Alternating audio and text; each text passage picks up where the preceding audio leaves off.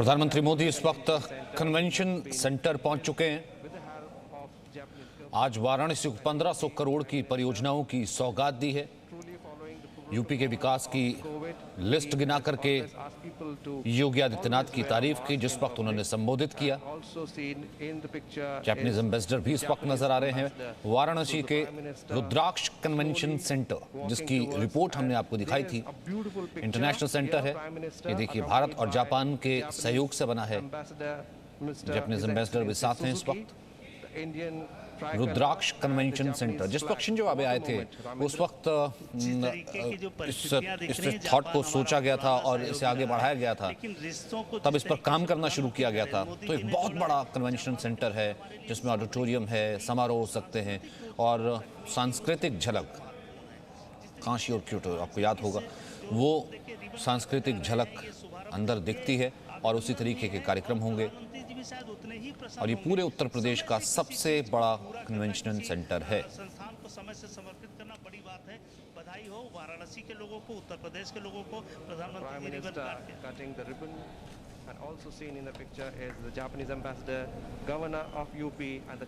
तो मोदी की नई काशी के ये पूर्ण दर्शन आप कर सकते हैं। अगर पुरानी काशी आपने देखी है, मुझे नहीं लगता कि आप पहचान भी पाएंगे इस वक्त। आज सुबह से जो तस्वीरें आ रही हैं कि काशी बिल्कुल वैसी है। ना वो तारों का जाल है, चौड़ी सड़कें, बाजार और काशी जो कॉरिडोर इस वक्त बन रहा है, उसकी अगर आप परिकल्पना करें तो वो जब बन जाएगा तो उसके पास के होटल्स और तमाम तरीके, और ये कन्वेंशन सेंटर खासतौर से भारत और जापान के सहयोग से बनाया गया है, उसका इनागुरेशन करते हुए इस वक्त प्रधानमंत्री के लिए भी कि एक गार्जियन के रूप में जिस तरीके से वाराणसी को उन्होंने सजाया संवारा है, समय से पूरा किया जो सारे प्रोजेक्ट, वो महत्वपूर्ण है। बधाई हो, शुभकामनाएं सारे देश को, वाराणसी को, उत्तर प्रदेश के लोगों को। वाराणसी के रुद्राक्ष कन्वेंशन सेंटर का इस वक्त उद्घाटन किया। जापान सरकार के सहयोग से बना है। 186 करोड़ इसकी लागत आई है और इसका खास महत्व इसलिए कि शिवलिंग के आकार का बनाया गया है। पूर्वांचल बेहद महत्वपूर्ण। प्रधानमंत्री का यह दौरा न केवल योजनाओं से भरा बल्कि विकास से भरा। काशी को 1500 करोड़ की विकास की योजनाएं दी हैं। अब रुद्राक्ष कन्वेंशन सेंटर की क्या क्या खूबियां हैं वो आप देख सकते हैं। तो अंडरग्राउंड पार्किंग की इसमें सुविधा है और इसका उद्घाटन का मतलब यह कि आज बाकायदा प्रधानमंत्री ने इसे काशी को सौंप दिया। जापान के लिए भी वाराणसी की धरती बहुत महत्वपूर्ण है। भगवान बुद्ध की कर्मस्थली रही है। ये देखिए, अंदर जापानी संस्कृति की झलक भी मिलती है। जिस वक्त शिंजो आबे आए थे, गंगा की लहरों पर दोनों ने बोट में बैठ करके जिस वक्त बातचीत की थी, उस वक्त इस सांस्कृतिक धरोहर को, उस वक्त इस कल्चरल टाइज को दोनों देशों के बीच आगे बढ़ाने के लिए समझौता हुआ था। काशी और जापान की कला संस्कृति का प्रतीक है ये। रुद्राक्ष दुनिया के सामने नित नए आयाम लिखेगा। इस वक्त वो सजावट को उसे देखते हुए, निहारते हुए, जो तस्वीर दिख रही है, दूर तक जाने वाली तस्वीर दिख रही है। दरअसल जापानी और भारतीय वास्तु शैलियों का संगम है ये रुद्राक्ष इंटरनेशनल कन्वेंशन सेंटर। इसका डिजाइन जापान की कंपनी ओरिएंटल कंसल्टेंट ग्लोबल ने तैयार किया है। निर्माण का काम भी जापान की ही फुजिता कॉरपोरेशन कंपनी ने किया है। बड़े बड़े म्यूजिक कंसर्ट्स हो सकते हैं यहाँ, कॉन्फ्रेंस हो सकते हैं, नाटक हो पाएंगे, प्रदर्शनियां लग पाएंगी। इतना बड़ा, यानी कि पूरे उत्तर प्रदेश का सबसे बड़ा कन्वेंशन हॉल है ये। देखिए, वो तस्वीर भी नजर आ रही थी। ये अंदर की तस्वीर है क्योंकि बाहर से इस वक्त देखते हुए यहाँ पर भी प्रधानमंत्री जो है संबोधित करेंगे। पूर्वांचल बेहद अहम है और तभी लिए विपक्ष के इस दौरे को लेकर के बेहद खास नज़र है, खासतौर से 2022 को लेकर, क्योंकि एक तरफ अखिलेश यादव ने पूर्वांचल की सीटों को लेकर के और उससे पहले जो पंचायत चुनाव हुए थे उसमें जीत को लेकर के, जितनी सीटें उन्होंने जीती उसको लेकर के वो आशान्वित थे कि पूर्वांचल इस बार उनको वोट करेगा। प्रियंका गांधी उत्तर प्रदेश के दौरे पर हैं और पूर्वांचल पर उनकी खास नज़र है। तो ऐसे में वाराणसी में विकास से दिल जीतने की पूरी तैयारी है। योगी आदित्यनाथ की आज जिस तरीके से तारीफ की प्रधानमंत्री ने और कहा कि एक बहुत बड़े संकट से बचा लिया, उससे साफ कहीं ना कहीं लगता है कि 2022 का चेहरा तो कम से कम योगी आदित्यनाथ ही होंगे। उन्हीं की अगुवाई में आज ये जो मंत्रिमंडल फेरबदल, जो बड़ी चीजें थे, उसको हम सुनने की कोशिश करते इस वक्त ambience. Arrived here in advance to listen, and there you say with both hands they are welcoming the Prime Minister. बिल्कुल ये सुखद अवसर है विशाल, और प्रबुद्ध सम्मेलन के साथ संवाद यहाँ होगा, क्योंकि वाराणसी प्रबुद्ध लोगों की धरती मानी जाती है, शिक्षा की, संस्कृति की, साहित्य की धरती मानी जाती है, और इसका शुभारंभ भी यहीं से होगा। ये भी एक बड़ी शुभ संकेत है कि इसका काम यहाँ शुरू होगा। हम वापस चलते हैं विशाल स्टूडियो की तरफ, क्योंकि प्रधानमंत्री जी यहाँ से संबोधित करेंगे प्रबुद्ध सम्मेलन को। उत्तर प्रदेश के माननीय मुख्यमंत्री श्री योगी आदित्यनाथ जी, भारत में जापान के राजदूत सुजुकी सातोशी और माननीय सांसद राधा मोहन सिंह जी का, हमारे लिए ये भी बहुत हर्ष की बात है कि आज के इस खास मौके पर जापानीज एम्बेसी और जापान इंटरनेशनल कोऑपरेशन एजेंसी के प्रतिनिधि भी हमारे बीच हैं, और हम उन सब का भी स्वागत करते हैं। अब मैं उत्तर प्रदेश के माननीय मुख्यमंत्री श्री योगी आदित्यनाथ जी से अनुरोध करूंगी कि वो माननीय प्रधानमंत्री जी को अंगवस्त्रम और स्मृति चिन्ह भेंट कर उनका स्वागत करें।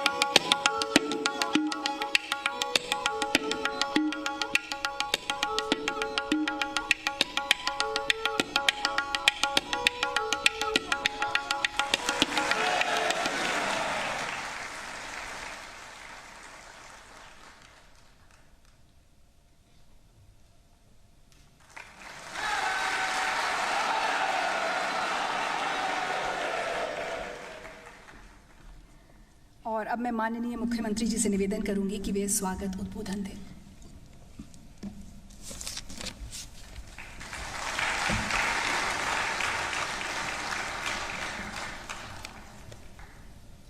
आदरणीय प्रधानमंत्री जी, प्रदेश की माननीय राज्यपाल श्रीमती आनंदीबेन पटेल जी, जापान के माननीय राजदूत श्री सतोशी सुजुकी जी, माननीय सांसद और पूर्व केंद्रीय मंत्री श्री राधा मोहन सिंह जी, जापान राजदूत दूतावास से जुड़े हुए सभी सम्मानित अधिकारीगण, जायका से जुड़े हुए सभी उपस्थित महानुभाव, आज की इस ऐतिहासिक पल के साक्षी बन रहे काशी के सभी प्रबुद्धजन और उपस्थित भाइयों बहनों, मैं आप सबकी ओर से काशी के लोकप्रिय सांसद और देश के यशस्वी प्रधानमंत्री आदरणीय नरेंद्र मोदी जी का बाबा विश्वनाथ की इस धरती पर भगवान बुद्ध के द्वारा जिस धरती पर पहला उपदेश दिया गया था, काशी और सारनाथ की इस धरती पर हृदय से स्वागत करता हूं, अभिनंदन करता हूं।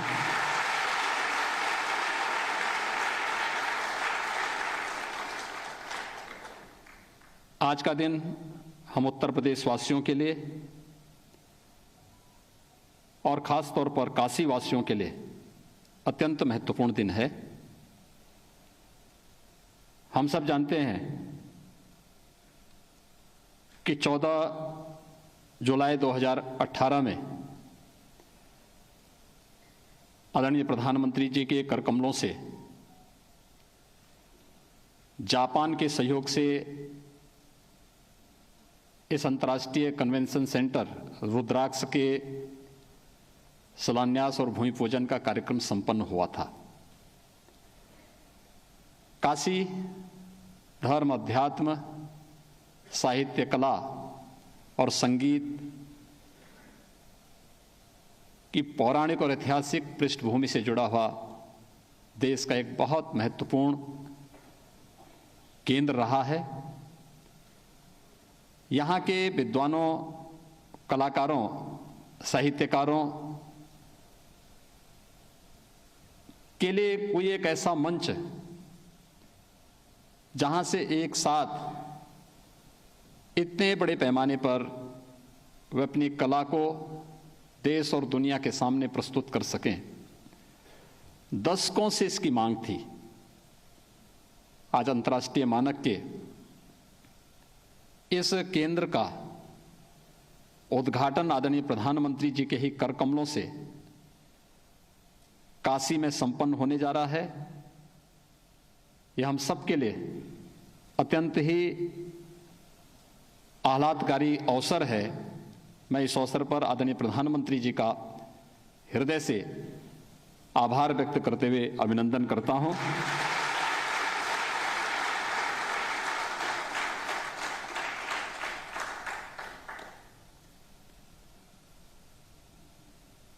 आज के इस अवसर पर जापान के माननीय राजदूत और दूतावास से जुड़े हुए अधिकारीगण, जायका से जुड़े हुए अन्य अधिकारीगण भी यहां पर उपस्थित हुए हैं। लगभग 1200 क्षमता का यह अंतर्राष्ट्रीय कन्वेंशन सेंटर 3 वर्ष के दौरान बनकर के तैयार हुआ है। अपनी अनेक उपलब्धियों के लिए यह जाना जाएगा। एक अद्भुत केंद्र है और अनेक प्रकार के कार्यक्रमों को यहां पर काशीवासियों को इसका साक्षी बनने का अवसर प्राप्त होगा। मैं आज के इस अवसर पर जापान सरकार के द्वारा भारत और जापान के मैत्री के इस नए युग को जो तत्कालीन प्रधानमंत्री जी के साथ आदरणीय प्रधानमंत्री जी ने इस काशी में प्रारंभ किया था, भारत की उस प्राचीन परंपरा की ओर हमें लेके जाता है जब बौद्ध धर्म का पहला कदम जापान की धरती पर पड़ा होगा। भारत और जापान के प्राचीन और अर्वाचीन मैत्री का एक केंद्र बिंदु यह रुद्राक्ष बनेगा। बाबा विश्वनाथ के प्रतीक रुद्राक्ष की प्रतिकृति भी उसी रूप में है। अपनी अद्भुत आर्किटेक्ट के लिए केंद्र जाना जाएगा, अपनी वास्तु के लिए जाना जाएगा और अनेक प्रकार की कला और साहित्य की गतिविधियों का केंद्र बिंदु बनेगा। इस विश्वास के साथ जापान सरकार का भी आभार व्यक्त करते हुए मैं आदरणीय प्रधानमंत्री जी का, जापान के माननीय राजदूत और उनके साथ आए हुए सभी दूतावास के अधिकारियों का हृदय से अभिनंदन करता हूं। धन्यवाद। जय हिंद।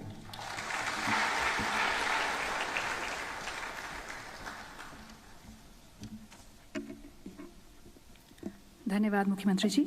और आइए अब हम सब एक फिल्म देखें जो रुद्राक्ष अंतर्राष्ट्रीय कन्वेंशन सेंटर की खूबियों से हमारा परिचय कराएगी।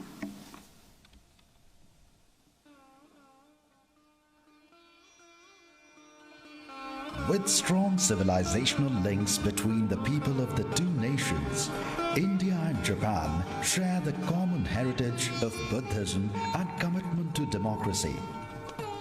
The bond between the two countries reached a new high with the Prime Minister of India, Shri Narendra Modi, and the then Prime Minister of Japan, Shinzo Abe, visiting each other's country, upgrading the strategic partnership. The friendship between the two great nations with remarkable cultural similarities has been further strengthened by the heritage sites of Kyoto and Kashi. International Convention Center at Varanasi is shining example of bilateral and cultural cooperation which has been built by grant aid from Japan to create a platform for the cultural and social interactions. The design, philosophy and building form revolves around creating people-friendly spaces to nurture the spirit of sharing and caring, which has been a long-standing tradition of Varanasi.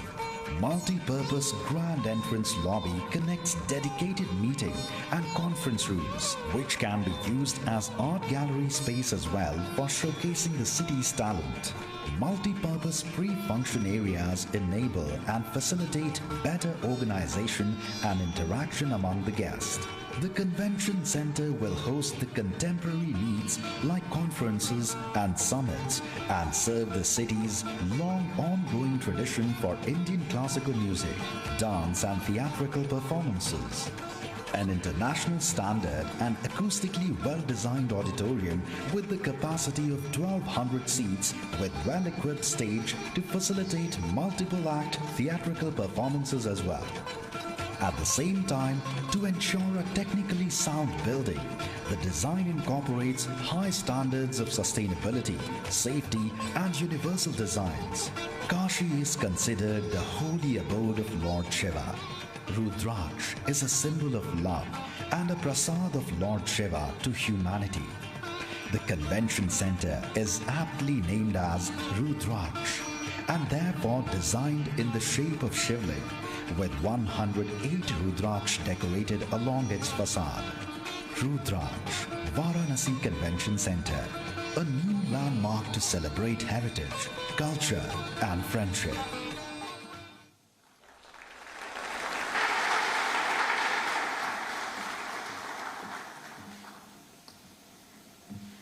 रुद्राक्ष अंतर्राष्ट्रीय convention centre Bharat Japan की वर्षों से चली आ रही मैत्री का प्रतीक है और जापान के सहयोग से ही इसका निर्माण कार्य पूरा हुआ है। तो इसके लोकार्पण के मौके पर जापान के माननीय प्रधानमंत्री योशिहिडे सुगा ने हमारे लिए एक संदेश भेजा है।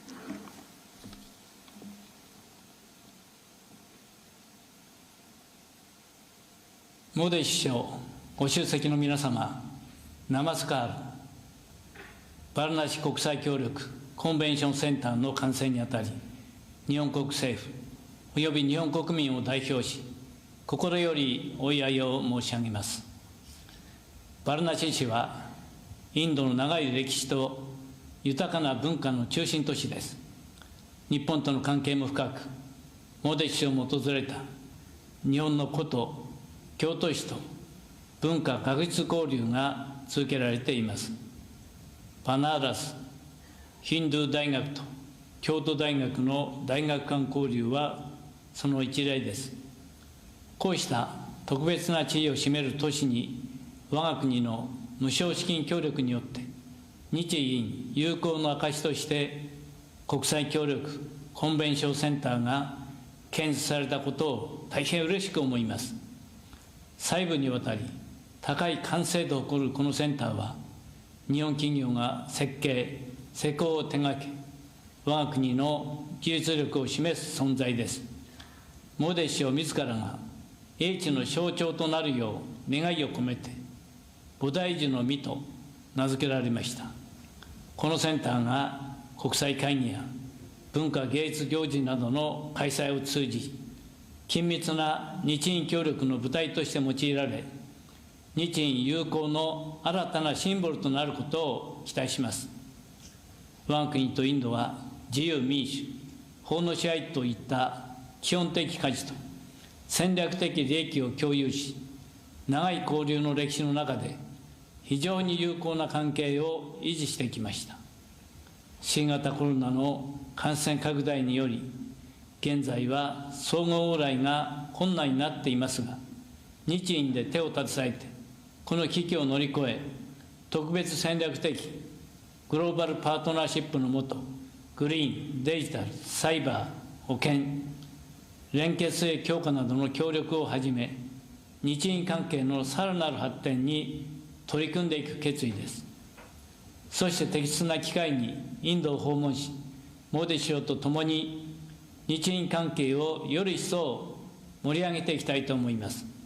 このセンターの完成を機に、両国の友好関係がますます進化することを心より記念し、私の挨拶とさせていただきます。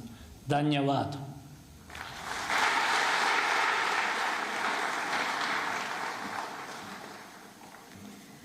सुगा जी का धन्यवाद। और यकीनन शिव की नगरी काशी में रुद्राक्ष कन्वेंशन सेंटर भारत और जापान की दोस्ती को और मजबूती प्रदान करेगा। और अब मैं माननीय प्रधानमंत्री जी से आग्रह करूंगी कि वो आज के शुभ अवसर पर अपने विचार हमारे साथ साझा करें और अपना आशीर्वाद प्रदान करें।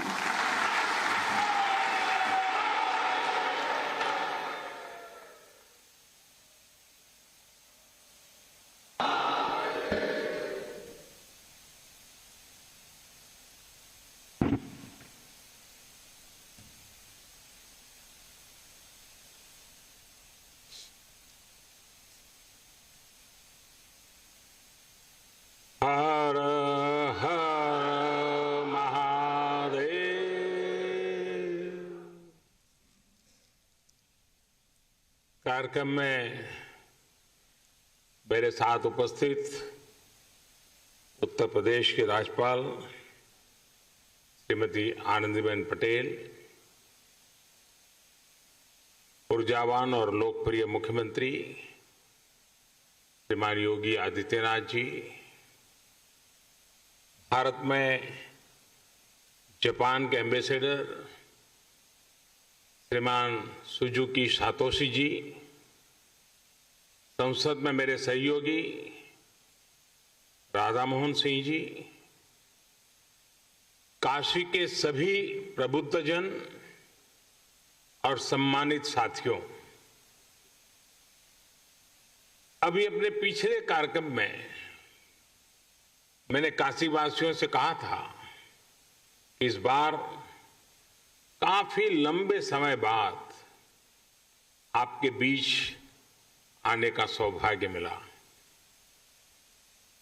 लेकिन बनारस का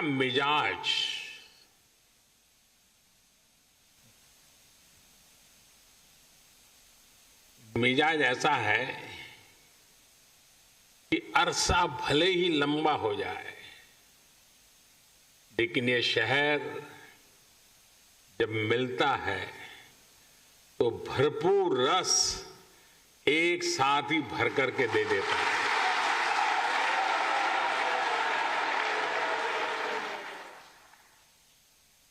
अब आप देखिए, भले दिन ज्यादा हो गए हों, लेकिन जब काशी ने बुलाया तो बनारस वासियों ने एक साथ इतने विकास कामों की झड़ी लगा दी।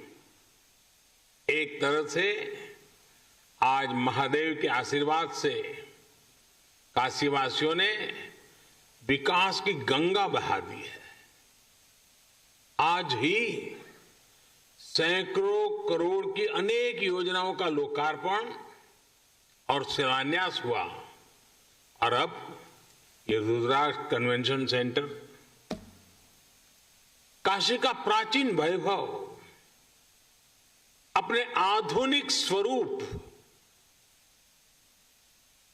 यानी एक प्रकार से आधुनिक स्वरूप में अस्तित्व में आ रहा है। काशी के बारे में तो कहते ही हैं कि बाबा की ये नगरी कभी थमती नहीं, कभी थकती नहीं, कभी रुकती नहीं।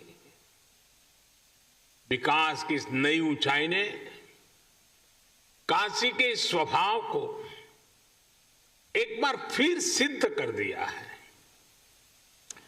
कोरोना काल में जब दुनिया ठहर सी गई, तब काशी संयमित तो हुई, अनुशासित भी हुई, लेकिन सृजन और विकास की धारा अविरल बहती रही।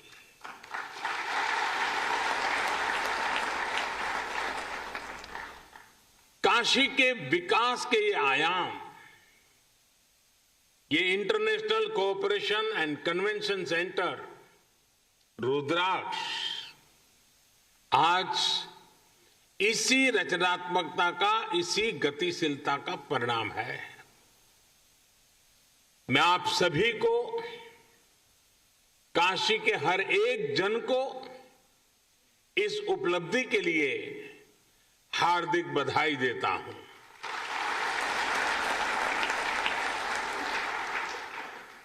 विशेष रूप से मैं भारत के परम मित्र जापान को, जापान के लोगों को, प्राइम मिनिस्टर श्री सुगा योशिहिदे को और एम्बेसडर श्री सुजुकी सातोशी जी को बहुत बहुत धन्यवाद देता हूं। और अभी हमें प्रधानमंत्री जी का वीडियो संदेश भी देखा। उनके आत्मीय प्रयासों से काशी को ये उपहार मिला है। प्राइम मिनिस्टर श्री सुगा योशिहिदे उस समय चीफ कैबिनेट सेक्रेटरी थे।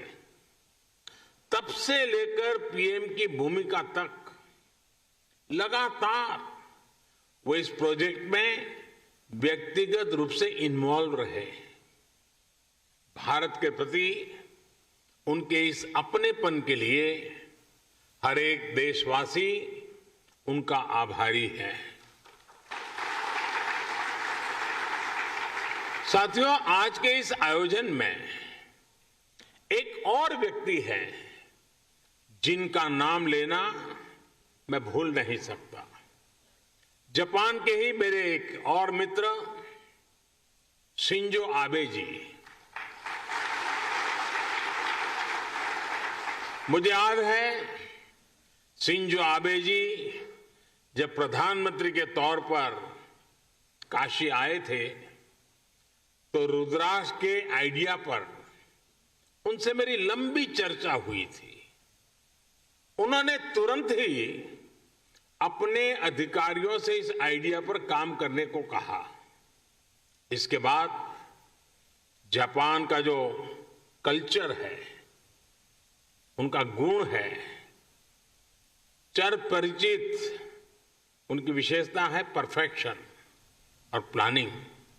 इसके साथ इस पर काम शुरू हुआ और आज ये भव्य इमारत काशी की शोभा बढ़ा रही है।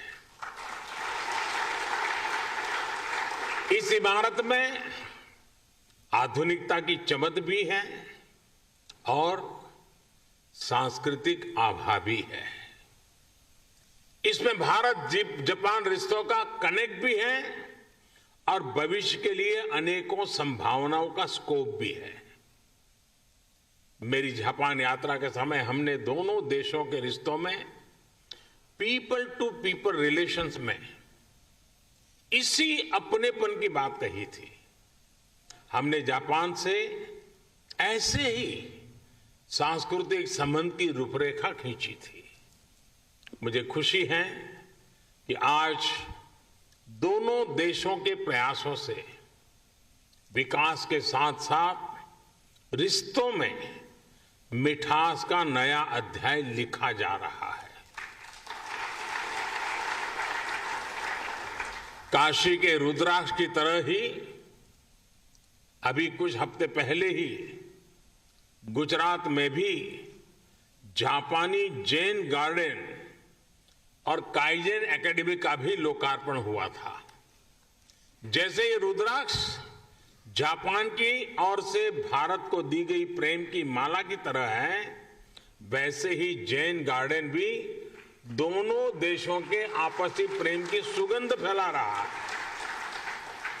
इसी तरह चाहे स्ट्रेटेजिक एरिया हो या इकोनॉमिक एरिया, जापान आज भारत के सबसे विश्वसनीय दोस्तों में से एक है। हमारी दोस्ती को इस पूरे क्षेत्र की सबसे नेचुरल पार्टनरशिप में से एक माना जाता है। आधुनिक इंफ्रास्ट्रक्चर और विकास को लेकर भी कई अहम और सबसे बड़े प्रोजेक्ट्स में जापान हमारा साझीदार है।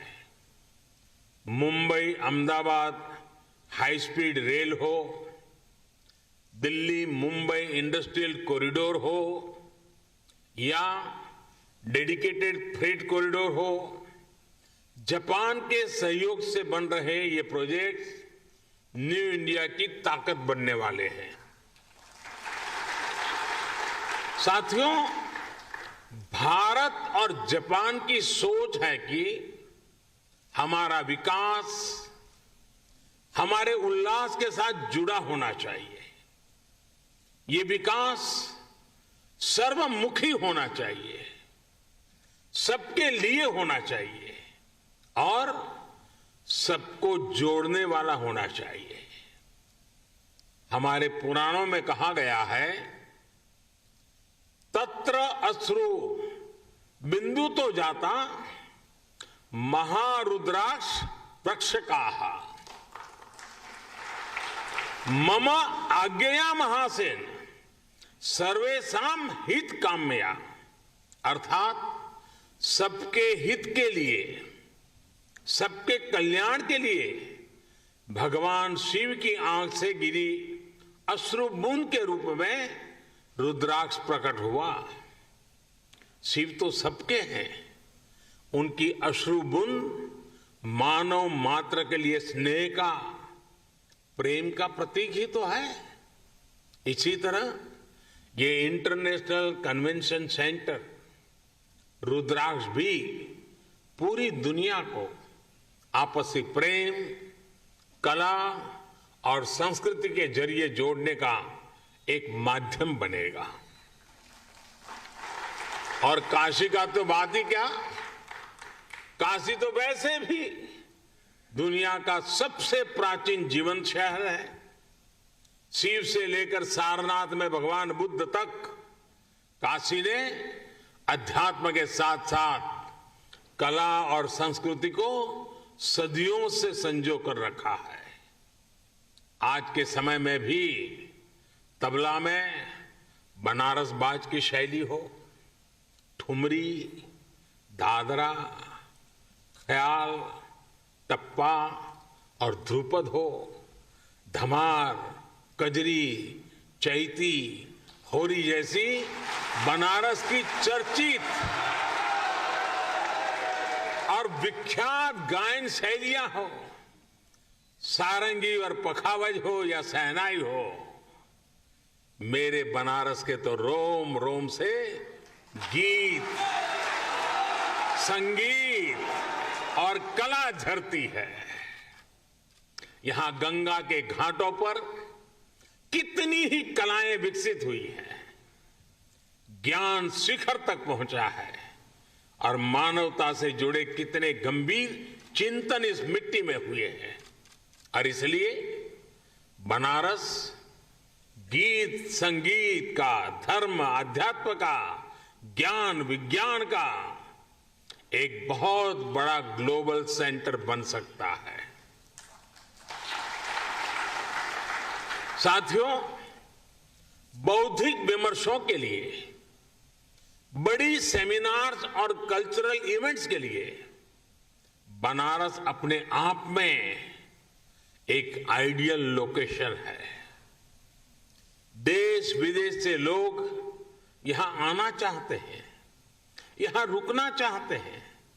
ऐसे में अगर यहां इसी तरह की इवेंट्स के लिए सुविधा मिलेगी, इंफ्रास्ट्रक्चर होगा, तो स्वाभाविक है बड़ी संख्या में कला जगत के लोग बनारस को प्राथमिकता देंगे।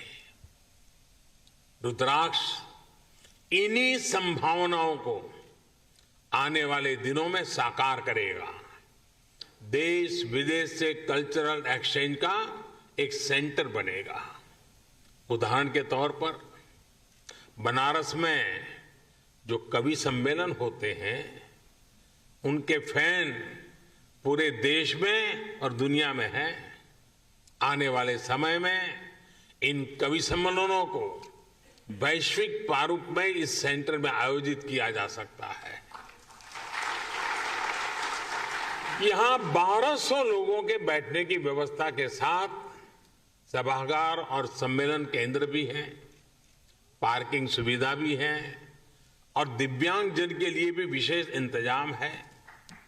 इसी तरह पिछले 6-7 सालों में बनारस के हैंडीक्राफ्ट और शिल्प को भी प्रमोट करने, मजबूत करने की दिशा में काफी काम हुआ है।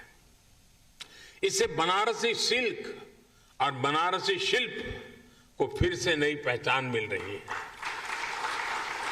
यहां व्यापारिक गतिविधियां भी बढ़ रही है। रुद्राक्ष इन गतिविधियों को भी बढ़ाने में मदद करेगा। इस इंफ्रास्ट्रक्चर का कई तरह से बिजनेस एक्टिविटीज में इस्तेमाल किया जा सकता है।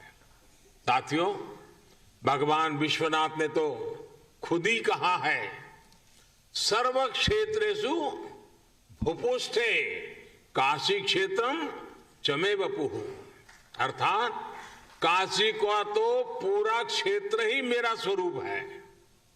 काशी तो साक्षात शिव ही है। अब जब पिछले 7 सालों में इतनी सारी विकास परियोजनाओं से काशी का श्रृंगार हो रहा है, तो ये श्रृंगार बिना रुद्राक्ष को कैसे पूरा हो सकता था। अब जब ये रुद्राक्ष काशी ने धारण कर लिया है, तो काशी का विकास और ज्यादा चमकेगा और ज्यादा काशी की शोभा बढ़ेगी। अब ये काशी वासियों की जिम्मेदारी है। मैं आप सबसे विशेष आग्रह भी करता हूं कि रुद्राक्ष की शक्ति का पूरा उपयोग आपको करना है। काशी के सांस्कृतिक सौंदर्य को, काशी की प्रतिभाओं को इस सेंटर से जोड़ना है। आप जब इस दिशा में काम करेंगे तो आप काशी के साथ पूरे देश को और दुनिया को भी जोड़ेंगे। जैसे जैसे ये सेंटर सक्रिय होगा, इसके जरिए भारत जापान के रिश्तों में, उस रिश्तों को भी दुनिया में एक नई पहचान मिलेगी। मुझे पूरा विश्वास है महादेव के आशीर्वाद से आने वाले दिनों में ये सेंटर काशी की एक नई पहचान बनेगा, काशी के विकास को नई गति देगा। इन्हीं शुभकामनाओं के साथ मैं अपनी बात को समाप्त करता हूं। मैं फिर एक बार जापान सरकार का, जापान के प्रधानमंत्री जी का विशेष रूप से आभार व्यक्त करता हूं और बाबा को यही प्रार्थना करता हूं, आप स्वयं को स्वस्थ रखें, खुश रखें, सजग रखें और कोरोना के सारे प्रोटोकॉल का पालन करने की आदत बनाए रखें। आप सबका बहुत बहुत धन्यवाद। हर हर महादेव। धन्यवाद।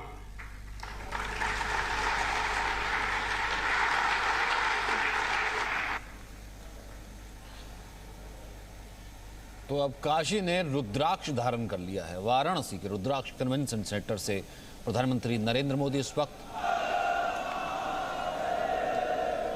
हाथ हिला करके अभिनंदन स्वीकार करते वो लोग जो काशीवासी और प्रबुद्ध लोग जो वहां पर पहुंचे हुए हैं। मोदी ने आज सुबह रुद्राक्ष इंटरनेशनल कन्वेंशन सेंटर का लोकार्पण किया और अभी रुद्राक्ष भी आयोजित इस तो 7 साल में विकास परियोजनाओं से काशी का श्रृंगार हुआ है। जिस तरीके से काशी आज चमक रहा है और काशी ने मानो आज रुद्राक्ष धारण कर लिया है, ये प्रधानमंत्री मोदी का कहना था। भले सारनाथ हो, भगवान बुद्ध की धरती, भले वो काशी हो, और जापान के सहयोग से उन्होंने शिंजो अबे का खास नाम लिया कि मेरे मित्र हैं शिंजो अबे, पूर्व प्रधानमंत्री। लेकिन उन्होंने जिस तरीके से जब हमने ये आइडिया शेयर किया था, उन्होंने खुद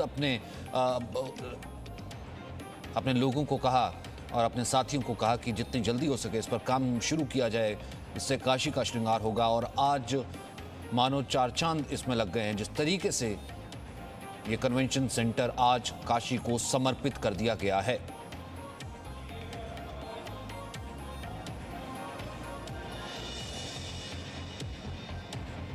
तो आज 1500 करोड़ से ज्यादा की योजनाओं का शिलान्यास किया प्रधानमंत्री मोदी ने। भारत और जापान की संस्कृति को जोड़ता हुआ सिर्फ एक ये नहीं है, बल्कि एक इंस्टीट्यूट का भी उद्घाटन हुआ है, उसका भी जिक्र प्रधानमंत्री ने किया। और ख़ास तौर पर जिक्र किया जब जापान के प्रधानमंत्री का एक ख़ास संदेश चला कि जापान की बहुत, जिसे कहते हैं कि गहरी रुचि इस पूरे प्रोजेक्ट में रही है। हमेशा से जापान चाहता रहा है कि ये जो सांस्कृतिक संबंध हैं, टाइज़ हैं, जिसके नींव हमने रखी थी, उसे आगे बढ़ाया जाए और उसी पर ये काम हुआ। तभी इतनी जल्दी ये बन गया। Presenting B News app available on Google Play and App Store. Download it now.